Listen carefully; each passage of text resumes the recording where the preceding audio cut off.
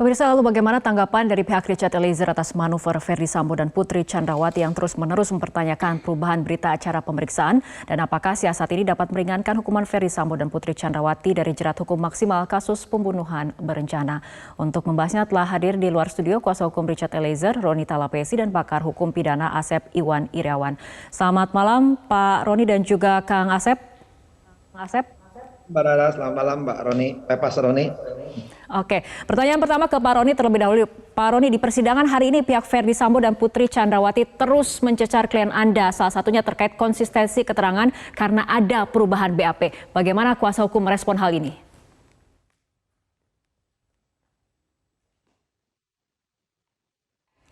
Pak Roni, suaranya belum bisa kami dengar, mungkin boleh di-unmute Pak. Klien saya kelihatannya ini dalam menerima pertanyaan dari saudara penasihat hukum Ferdy Sambo yang menanyakan pasal 5 ini, bahwa menjelaskan bahwa perubahannya adalah menyampaikan bahwa klien saya menyampaikan bahwa Ferdy Sambo yang menembak.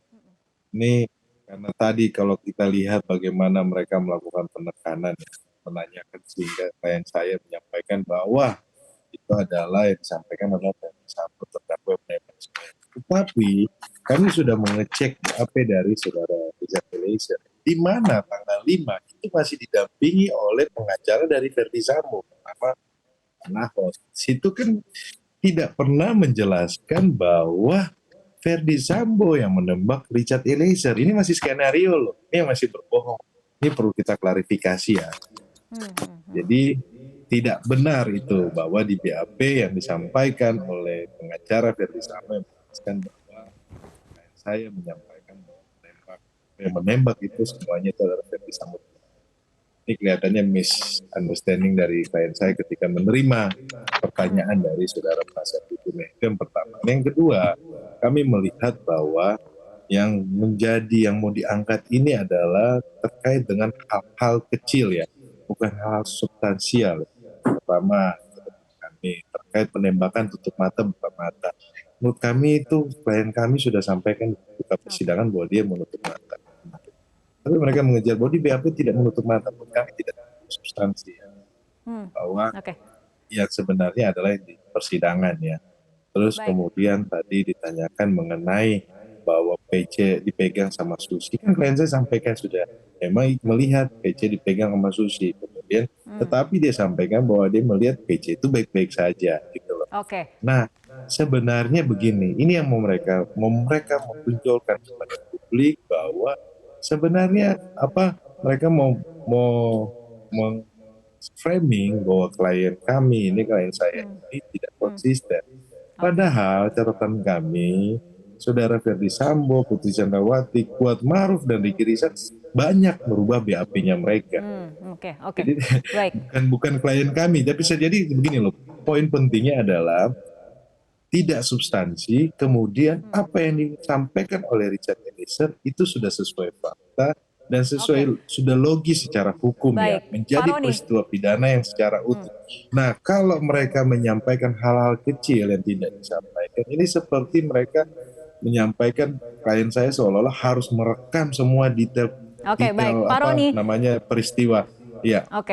Di persidangan tadi kan Richard sempat menjelaskan berbohong karena terus didoktrin oleh Ferdy Sambo. Sementara tadi hakim juga mengingatkan Eliezer untuk berbicara mengenai kebenaran. Nah, bagaimana Anda ataupun klien Anda bisa meyakinkan hakim bahwa keterangan Eliezer di persidangan adalah yang benar? Saya pikir adalah titik pembatasnya adalah keterangan di bawah tanggal 6 itu adalah keterangan bohong ya. Adalah skenario dari Ferdy Sambo. Di atas tanggal itu adalah keterangan yang sebenar-benarnya, tetapi kalau Ferdy Sambo dan kawan-kawan tidak mengakui keterangan tersebut, padahal sudah didukung sama alat bukti yang lainnya. Ya, itu aja pembatasnya di situ. Nah, titik ukurnya gitu. Nah, terkait dengan apa yang disampaikan oleh klien saya, itu sudah sebenar-benarnya barang. Kami sangat menyayangkan tadi klien saya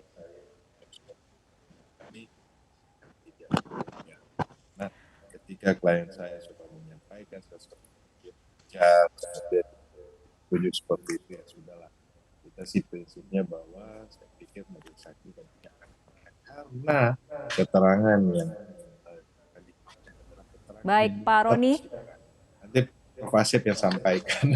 Oke, kita ke Kang Asep terlebih dahulu. Kang Asep, melihat jalannya persidangan hari ini, melihat dari keterangan dari Eliezer sebagai saksi, tadi juga sempat dicecar mengenai perubahan BAP.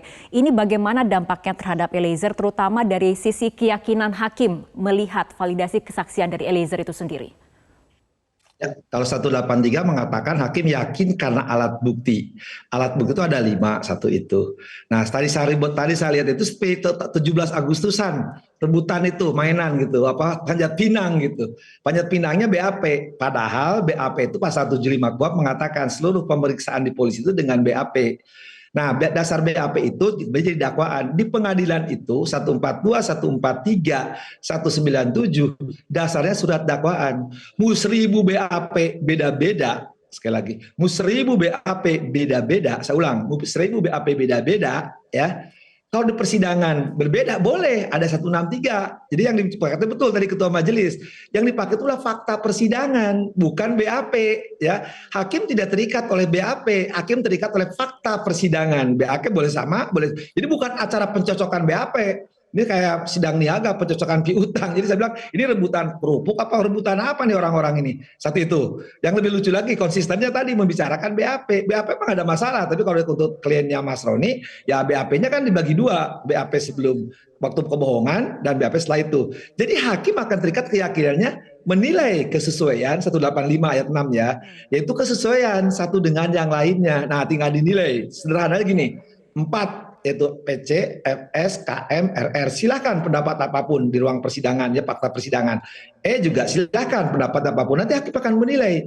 Nah, penilaian yang akan menentukan adalah karena inilah pembunuhan. Dan ada persamaan, hakim akan melihat persamaannya apa, perbedaan. Nah, persamaannya ada penembakan. Nah, penembakan itu esok lusa mungkin akan diuji oleh ahli balistik, ahli forensik, ya. Baik. Itu yang tidak akan terpengaruh karena ahli balistik forensik disumpah sesuai profesinya berdasarkan fakta, melihat itu fakta dilihat, menguat ilmunya, keluarlah keterangan, keluarlah pendapat ahli.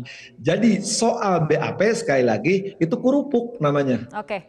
Baik, tadi dikatakan oleh Kang Asep bahwa sebetulnya dalam persidangan yang akan lebih penting adalah keterangan di persidangan, bukan kemudian keterangan dalam BAP seperti itu. Tapi kita ketahui bagaimana keterangan Eliezer ini kerap dibantah oleh pihak Sambo dan Putri. Nah, ini seberapa kuat kesaksian Eliezer di mata keyakinan hakim? Kita akan bahas mengenai masalah ini, tapi kita ikuti jeda berikut terlebih dahulu. Pemirsa, kita lanjutkan kembali perbincangan. Kang Asep, apabila kita amati di persidangan, ini kan keterangan dari Eliezer kerap dibantah oleh pihak Sambo dan juga Putri Chandrawati. Di mata keyakinan hakim ini seberapa kuat kesaksian ataupun validasi kesaksian Eliezer ini diterima oleh hakim? Tadi saya katakan kalau keyakinan hakim itu karena kesesuaian satu sama lain alat bukti lebih dari satu, itu pertama. Alat pengukurnya gampang parameternya. Selama ini kan Eliezer ini udah dinilai ya oleh LPSK. Kalau dibohong sekarang dicabut. Satu itu. Kedua, dalam persidangan kalau bohong itu selalu hakim mengingatkan dengan kata-kata kan, bohong tidak masuk akal. Selama pemeriksaan ya coba lihat ya, konsisten hakim kalau yang salah selalu diingatkan semua ya. Tapi selama ini saya perhatikan Eliezer tidak. Nah, itu juga mungkin sinyal parameter itu nampak, hakim akan kemana menilainya. Tapi nanti akan nampak ketika mempertimbangkan menjadi fakta hukum ya. Jadi kalau saya lihat contoh misalkan senjata. Nah, senjata itu kan Sambo menolak, tapi kan tidak ada 4 saksi, Eliezer ya, kemudian Arief, kemudian Ridwan, kemudian Romer, itu bersesuaian saya lihat soal senjata. Nah, nanti ini dikuatkan lagi, nanti kita lihat dengar pendapat dari balistik ya soal senjata. Tadi kan dipersoalkan merek, jenis, selongsong ya, sampai semua dipertanyakan. Nah, jadi soal senjata itu. Soal menembak juga kan jadi persoalan sekarang. Katanya yang menembak tidak menembak, ada yang menembak dan tidak menembak. Gampang kok, besok tuh ahli forensik yang netral, sekali lagi ahli yang netral yang tidak bisa dipengaruhi, pasti melihat luka di mana, berapa lukanya, dan dengan senjata apa identiknya. Jadi itu tidak akan terbantahkan keterangan ahli. Nah, disitulah mungkin hakim akan yakin, oh ternyata keterangan Eliezer yang benar, atau keterangan Sambo yang benar. Dari mana? Nah, dari penjelasan ahli besok. Kan pasal sekali lagi 180 KUHP mengatakan untuk menjernihkan persoalan, hakim memanggil ahli. Nah, keahlian inilah untuk menjernihkan, bukan bikin butek gitu. Kalau sekarang kan butek sama-sama lah, entah kliennya Mas Roni, entah kliennya pengacara FS dan lain sebagainya. Ya biarinlah mereka berbeda biasa. Kalau hakim gampang lah tinggal menilai kesesuaian mana yang masuk akal. Gini, selalu hakim itu punya 3 kaidah ya. Apakah secara yuridis dapat dipertanggungjawabkan keterangannya ya? Apakah pertanggungjawaban yuridis itu ya logis apa enggak gitu? Apakah berdasarkan fakta atau tidak gitu? Nah, itu juga sederhana betulnya. Baik, Kang Asep, ini mengenai pertanggungjawaban di persidangan tadi sempat ada pernyataan dari Verdi Sambo yang meminta Eliezer ikut bertanggung jawab atas kematian Yosua. Kita ikuti pernyataannya berikut ini. Kemudian selanjutnya yang mulia saya sampaikan bahwa ternyata keterangan kebohongan tanggal 5 itulah ya. Kemudian saya dijemput oleh Bintang 2 dibawa ke Mabes Polri dan kemudian saya dipatsus. Saya tidak pernah tahu keterangan tanggal 6, tanggal 8. Tanggal 8 lah setelah istri saya diancam akan ditersangkakan. Saya sampaikan semuanya. Tapi apa nyatanya ternyata juga ditersangkakan dan diterdakwakan. Ini perlu saya sampaikan. Kemudian yang terakhir yang mulia, kalaulah saksi menyampaikan bahwa saya minta menghajar kemudian saksi melakukan atau menerjemahkan itu perintah penembakan dari saya akan bertanggung jawab. Kita berdua yang bertanggung jawab. Kuat, Riki, istri saya jangan kau libatkan. Saya akan bertanggung jawab terhadap lakukan. Tapi tidak, saya akan bertanggung jawab terhadap apa yang tidak saya lakukan. Yang mulia, saya di bawah Bintang 2 ke Mabes Polri, keterangan kebohongan dia tanggal 5. Tapi kemudian saya merubah dan mengakui semuanya itu di tanggal 8 dengan berita acara yang ada. Terima kasih yang mulia, saya juga mohon maaf mungkin ke saksi. Bagaimana saksi terhadap keterangan bantahan dari terdakwa? Saya tetap pada pendirian saya. Tetap pada keterangan saudara. Pak Roni, bagaimana respon Anda terhadap pernyataan Verdi Sambo tadi di persidangan yang meminta Eliezer ikut bertanggung jawab atas kematian Yosua?